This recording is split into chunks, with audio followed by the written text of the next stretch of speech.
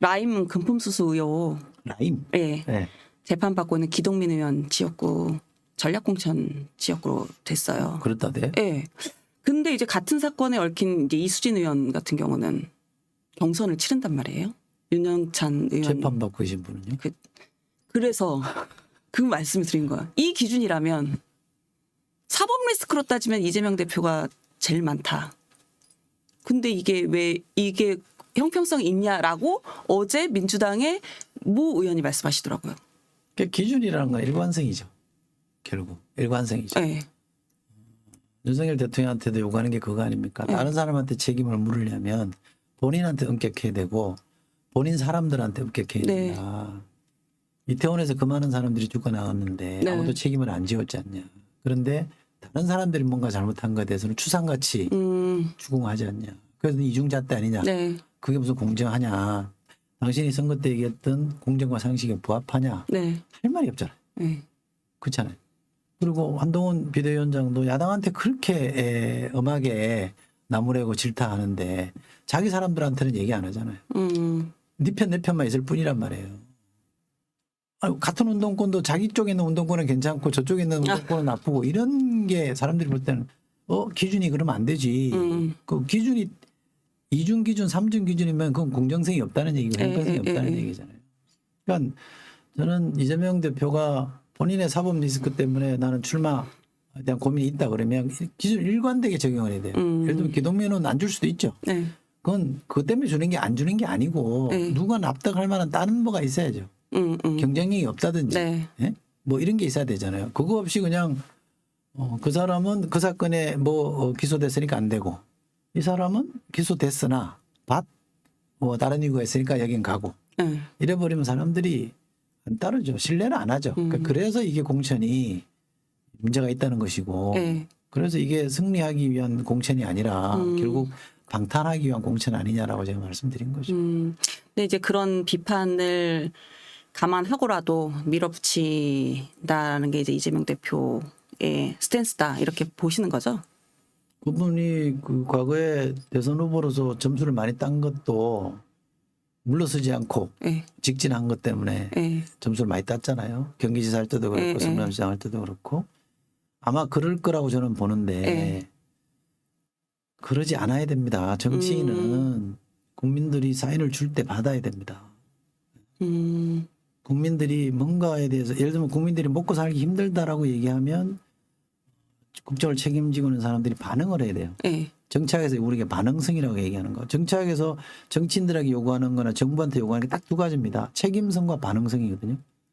국민들이 힘들다는데 왜 반응을 안 하냐. 이런 거잖아요. 근데 꼭 힘들다는 것뿐만 아니라 야 그건 아니야. 그건 잘못됐어라고 하는 시그널이나 신호를 계속 주고 있는데 나 몰라라고 하면 국민들이 가만히 있겠어요? 국민들이 다른 이름이 뭐예요? 더 멋있게 얘기하면 주권자고 네. 유권자잖아요. 권이 뭡니까? 권력을 가진 사람. 네. 헌법에 권력이라는 단어가 딱 한 번 나오는데 모든 권력은 국민으로부터 나온다. 그 권력 한 번 딱 써요. 네. 그럼 그 사람들이 내일 모레 평가할 기회가 있는데 상을 줄지 회초를 들지 기회가 있는데 가만히 있겠어요? 그러니까 국민들이 뭔가 사인을 줄 때는 받아야 됩니다. 정치는 그걸 무시하면 본인의 이 지위가 흔들려서 안 돼요. 전 지금이라도 충분히 문제제기가 있었기 때문에 아마 본인들 여론조사를 해봐도 반응이 있을 거예요. 네. 이게 뭔가 분위기가 바뀌었다는 걸 알 거예요. 그러면 지금이라도 다시 고민하면 되거든요. 새롭게 하면 돼요. 아직 뭐 40일 열 남았으니까. 그리고 미안하다. 그렇게 하고 이것 때문에 정권 심판이 흐트러지면 안 됩니다. 네. 라고 국민들한테 다시 호소하고 하면 왜 반전이 안 되겠습니까? 왜냐하면 저는 그럴 기회가 있다고 보는 이유가 뭐냐면 지금 정부 여당이 이른바 심판 정서가 나오게 된 원인을 해소했냐면 안 했거든요. 예. 아무것도 안 했잖아요. 지금 예를 들면 한동훈 위원장과 윤석열 대통령 간에 뭔가 한 번의 갈등이 있었습니다만 네. 지금 생각해보면 둘이 왜 싸웠는지를 모르잖아요. 아무것도 안 달라졌잖아요. 그렇죠. 무슨 뭐 특검이니 뭐니 그 차원까지는 안 가더라도 검찰 수사도 안 받고 뭐 그냥 일선에 안 나타나는 거 말고는 아무것도 달라진 게 없잖아요. 그러면 정부 여당이 정권 심판을 희석시키기 위해서 내용적으로 실정의 원인들을 제거하고 있냐? 제가 볼 때 하나도 제거를 안 하고 있고 그냥 포퓰리즘으로 포가 아니고 네. 포퓰리즘으로 쏟아붓고 있는 거 말고 없잖아요. 그린벨트도 풀고 뭐 다 풀어버리잖아요. 네. 다 쏟아붓잖아요. 그거 말고는 아무것도 본인을 제거하는 노력이 없기 때문에 국민들이 이것만 거치면 알 거라고 저는 맞아. 쟤들 지금 안 달라지고 있어. 그래서 이번에는 회추를 들어야 되겠구나 생각을 할 텐데 네. 지금 가려져 있어요. 한동훈 위원장 뒤에 그 덩치 큰 윤석열 뒤통이 딱 숨어 있어요. 에. 그러니까 사람들이 안 보이는 거예요. 그러니까 이 분위기가 이렇게 된 거 아닙니까? 그럼 너무나 간명하고 간단합니다. 근데 아까 제가 말씀드렸다시피 제가 지금 설명하는 게 안 맞아요. 답답해요. 그러니까 제가 구닥다리인지 모르겠는데 또는 제가 뭐 모르는 뭐가 있는지 모르겠는데 나는 이재명 대표나 민주당이 왜 그런 선택을 안 하는지. 그 총선 이기면 그다음부터 좀 쉽거든요. 네. 총선 이기면 막말해서 한동훈도 끝나는 거예요. 그렇죠. 그럼 경쟁자가 없어요 거기도. 총선을 이기면 조직도 일거양득 아닙니까? 일타이피라고. 대통령도 심판에 사기 주자도 없애. 네. 이렇게 좋은 찬스인데 예? 이걸 왜 안 살리냐고요. 문전 앞에서 그냥 자빠져 불잖아 혼자. 꼴이 너무나그 찬스인데 네. 혼자 넘어지는 거랑 똑같잖아요. 멀리 보이는 적보다 가까이에 있는 잠재적 적이 더 무섭다라는 거 아니에요? 월드컵 나갔는데 최고의 선수들을 뽑아야죠. 그래야 좋은 성적 날 거 아닙니까? 아니 근데 이재명 대표가 그 얘기 하더라고요. 당사 앞을 가봐라. 니네 공천 논란 심하다 그러고 우리 욕하는데 지금 결국 당원들의 조직적 반발이 없다. 그래서 대장동 건도 네. 대응을 말아먹은 거예요. 그때 내가 뭐 잘못했냐? 네. 내 돈 이만큼 환수했다라고 큰 소리 치다가 이게 커져버렸잖아요. 네. 이야기가. 그 질질 끌다가 결국은 뭔가 엉망이 현안 되어버려가지고 파악을 제대로 못해서 말아먹었다. 그 현안을 대응하는 게 그렇게 대응하면 안 돼요. 지금 대장동 대응하는 거랑 똑같아요. 뭐가 문제인데 시스템으로 하고 있는데 점수 준 건데 네? 네. 그걸 가면 웃고 응? 이렇게 하면 됩니까? 그러면 그 앞에서 항의하는 사람이 없다고 치면 여론조사는 뭐예요? 그러면 다 사기치고 있는 거예요? 그러니까 제가 궁금한 포인트가 딱 그건데 이제 당심이 그렇지 않다고 주장을 하고 있어요. 그런데 여론조사에서 민심은 국민의힘이랑 민주당이랑 이제 데드크로스가 됐단 말이에요. 민주당이 지지율이 떨어지고 있어요. 그럼 이게 당심과 민심의 괴리이잖아요.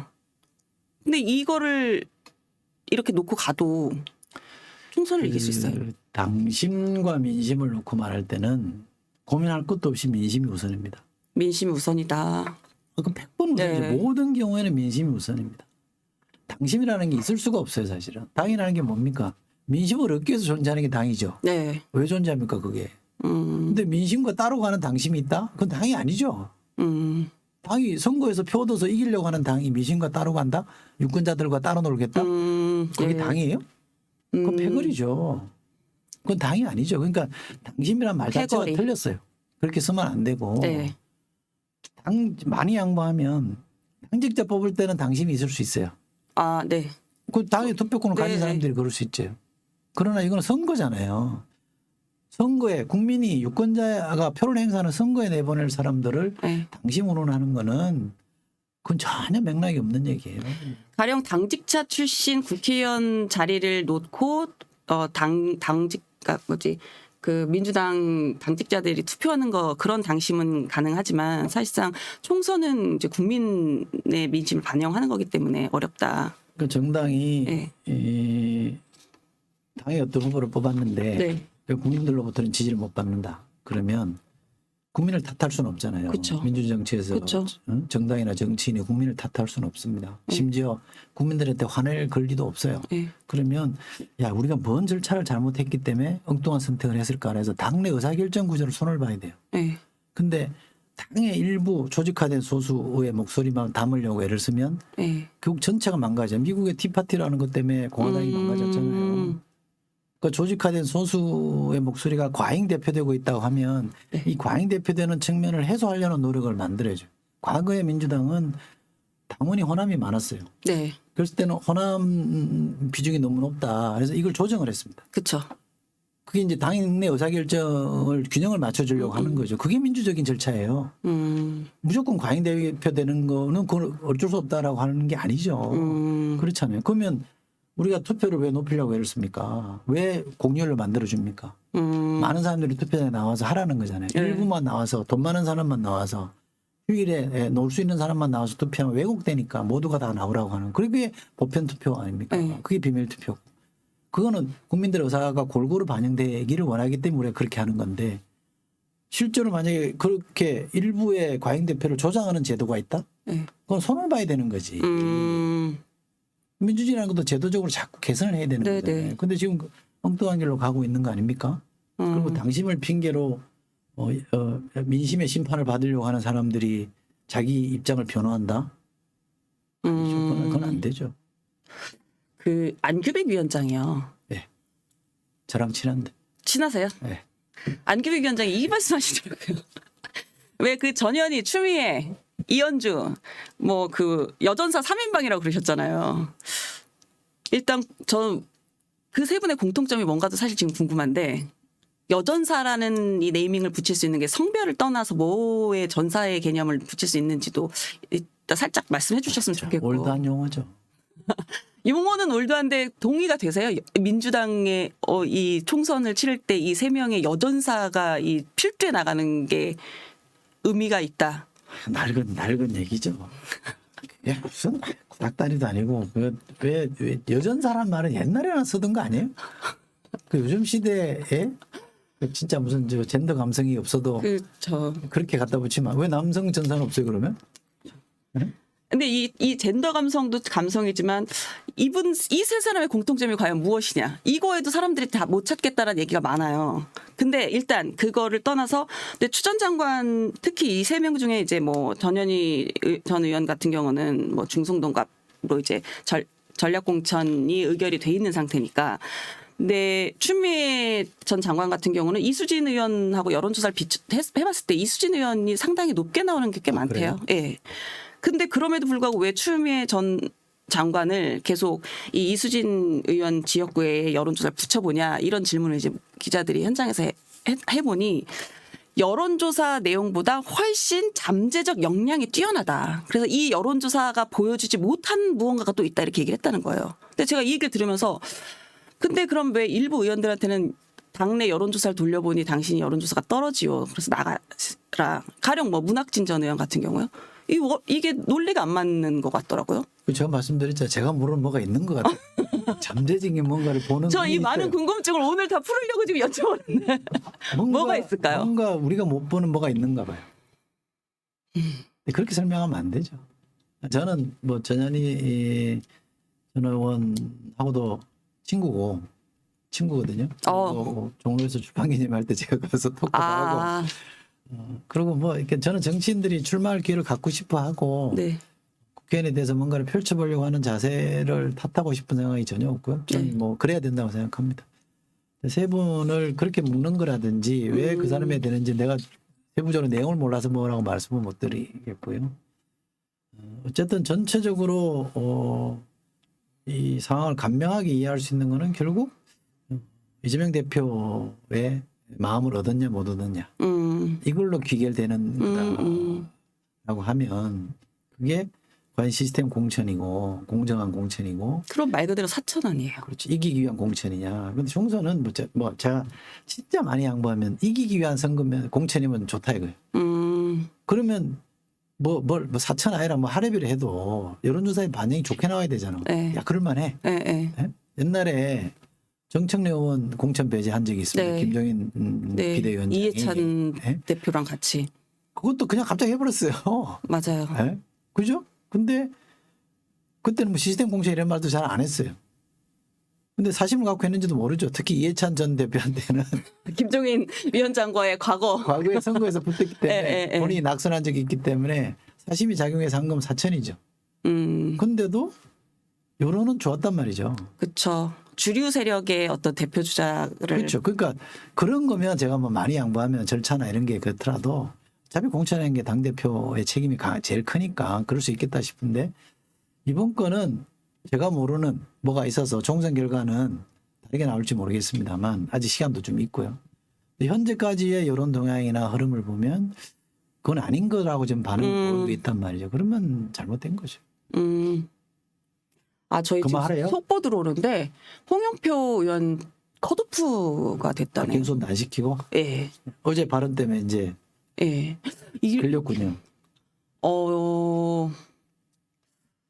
여기 이제 전략선거구로 의결을 했다는 건데. 전략 선거가 되면 컷오프인가요? 예, 경선 이제, 안 시켜주는 예, 건가요? 경선 안 하고 이제 아예 자격이 없는 거죠. 이제 이런 어수선한 상황을 해결하는 해법으로 저번에 이제 어디 언론에서 말씀하시기로 이재명 대표 불출마 말씀하시더라고요. 근데 지금 이런 흐름이면 불출마 안 하실 것 같은데 그렇다라면 또 다른 해법이 있을까요? 없습니다. 없어요. 불출마 외엔 없어요. 아니요, 불출마도 꼭히 뭐 판을 완전히 뒤집을 수 있는 카드라고 보기는 어렵지만 하나의 카드가 될 수는 있겠다라고 네. 하는 거죠. 왜냐하면 자기가 희생하는 모습을 보이는 거잖아요. 네. 나부터 안 할게. 네. 왜냐하면 방탄이라는 논리도 그거거든요. 본인이 국회의원이어야 된다. 그래야 이제 체포 동의안이 왔을 때 네. 국회의 벽이라는 걸 쓸 수 있는 거잖아요. 네네. 그리고 이제 거기에 가결표 던지지 않을 사람들 그래도 이 방탄이라는 논리가 성립이 되는데 당장 내부터가 그 표결 대상이 안 할게. 국회의원이 안 되면 표결 대상이 안 되는 거잖아요. 그러면 국회의 보호를 못 받는 사람이기 때문에 나는 그러니까 방탄 아니야. 네. 방탄이라는 논리를 넣는 거야. 네, 막을 수 있죠. 그러면 상당 부분 희석이 될 수는 있겠지만 그것 때문에 판이 완전히 뒤집힐 거다 이렇게 보지는 좀 늦었어요 사실은. 그리고 잘못하면 셀프 공천이잖아요. 그렇죠.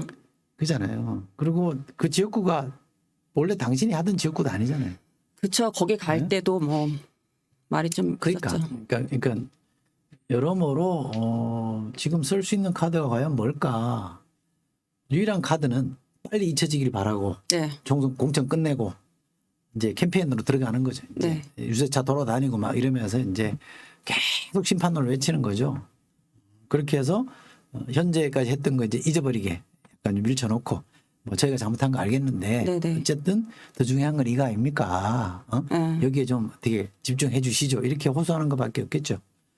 정성호 의원 말씀하시는 거 보면 딱 그 컨셉을 기대하시는 것 같더라고요. 성호 형도 저 친해요.